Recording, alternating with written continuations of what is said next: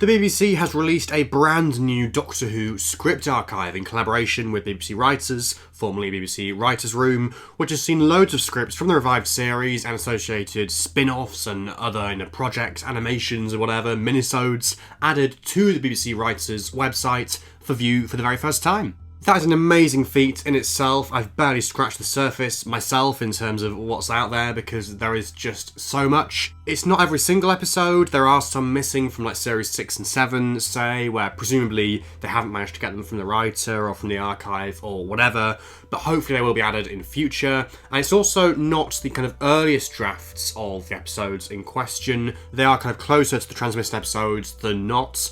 But there are still some interesting revelations and things to be spotted, by reading these scripts. Some interesting discrepancies or bits of dialogue or whatever, or lines or scenes that didn't make it through into the finished episodes. But what's also interesting is going back to the scripts and the bits that did make it to the screen and reading the particular stage directions or whatever to see exactly how things appeared on the page, because we know how the finished episodes were and how they looked and how things played out. But sometimes reading those bits of description in particular can shed light on certain bits and kind of confirm things one way or the other. And that is exactly what has happened with a kind of popular sort of rumour, theory, whatever, in fan circles that's been circulating for a couple of months now, which the script for The Church on Ruby Road has pretty much confirmed.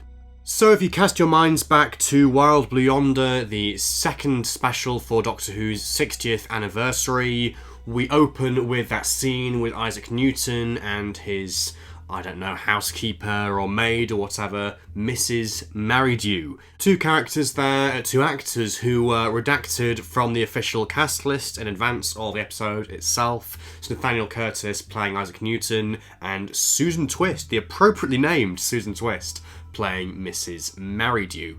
Now, fast forward about a month on from that to The Church on Ruby Road, to Christmas Day. We're watching the episode play out, the Doctor and Ruby kind of getting to know each other. And as part of that sort of initial segment of the episode early on, where the Doctor and Ruby are sort of bumping into each other at different, venues and things, we have that scene set in the pub, I believe filmed in the Golden Cross pub in Cardiff, where Ruby is there playing with her band, and then something goes haywire with the goblins pulling out plug sockets or whatever, and there's a woman in the crowd in that scene who wasn't actually credited on the official cast list, despite having one or two lines of dialogue. So she asks Ruby and the band if they take requests, if they can do Gaudete, which is a sort of Christmas carol, I believe from the 16th century, or around about that time, a traditional Christmas carol. She's not actually referring to the very first version, as we'll get onto, but she basically asked them if they'll do this song, and then pretty soon after the scene ends, and when we cut to the next thing with the giant snowman head, whatever it is. So that scene is there, and it's one of those things that, as a casual viewer or a casual fan, even myself included, I will admit, watching this for the first time, you don't think anything of it. You think, this is like a random character, a little comedic line put in there to kind of lighten things up and just have a bit of comedy on Christmas Day or whatever. You don't really question it, you don't really think anything of it.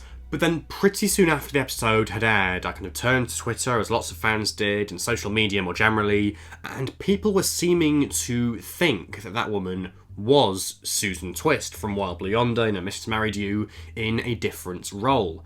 And all of a sudden, people are kind of picking up on this and running with it, even though, obviously, by its very nature, it wasn't something that was kind of officially confirmed, but they were still kind of talking about this and saying, what could this be? Is it just us reading too much into it? Is it like an actor who has been reused just because she's available? Or is there something bigger going on here that we're not kind of privy to just yet? And now we know for sure that this was intentional, this was Susan Twist. It has been confirmed in the script for The Church on Ruby Road.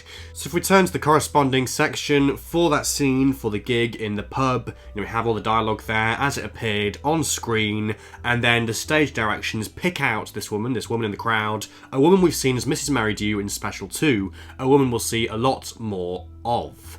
That is all that's said, but already that's kind of quite a bit, and quite a bit more than we knew about at the time and that we were told about, because, like I say, Susan Twist was completely omitted from the cast list, for The Church on Ruby Road.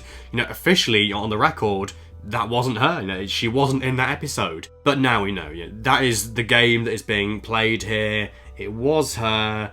it was, if not the same character per se, a different persona or iteration of that character, whoever they might be. I mean, what do we refer to them as? Mrs. Married You, or the woman in the pub, or just Susan Twist, probably, the name of the actor. I mean, it's just such a perfect name, you could not make this up. And I kind of have visions, in the future, when this is all kind of out in the open and the whole plan is played out, of Russell T Davies, doing interviews where like, oh, Susan Twist, she was perfect at this, so we couldn't cast anyone else in the role, she was made for this part, all this kind of stuff. I'm sure they're going to make a real thing of that once it is public knowledge.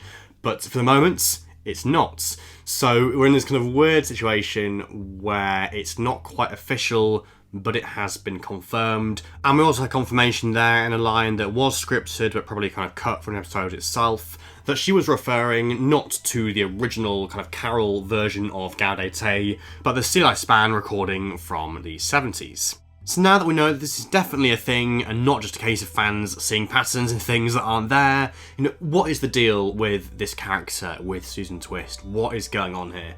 I think, the thing we probably can say for sure is obviously we are going to see her again, probably multiple times, and I think there will definitely be some elements to this of it being like a kind of Bad Wolf or Torchwood or Vote Saxon style thread. One of those things that is just very, very subtly there in the background. The casual fans and casual viewers are going to be completely oblivious to. I mean, we've already seen that, fans have picked up on this, but even then, not all fans. Some people won't have kind of realised this at least straight away. I didn't realise it straight away.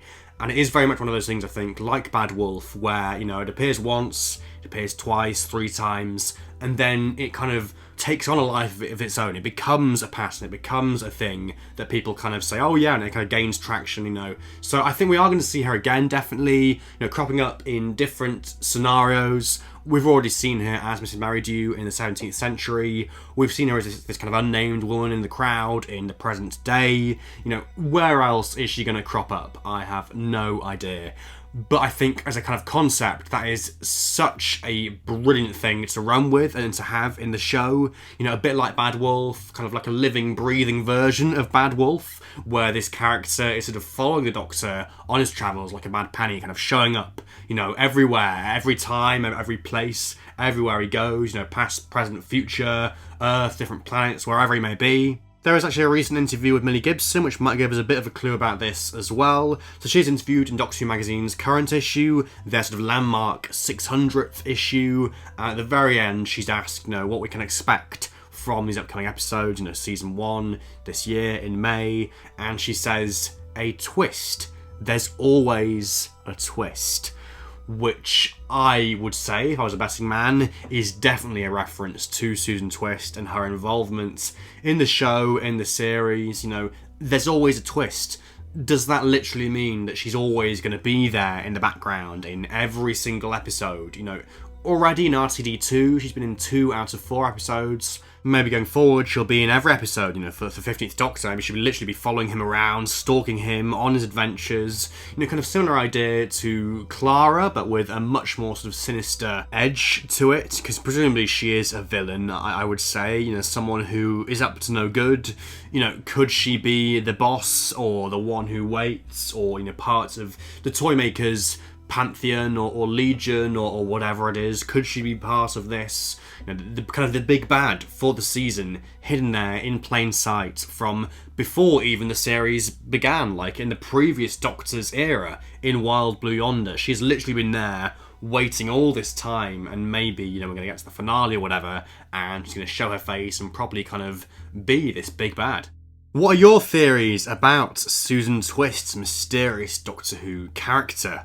Who is she? Is she a friend or a foe? Is she a character old or new? What is she up to? What is she doing? I would love to hear all of your thoughts and theories and opinions on this down in the comments below. If you have enjoyed this video, please do leave a like and subscribe to the channel if you're new for more stuff like this in the future. But otherwise, until the next one, thank you so much for watching, and goodbye for now.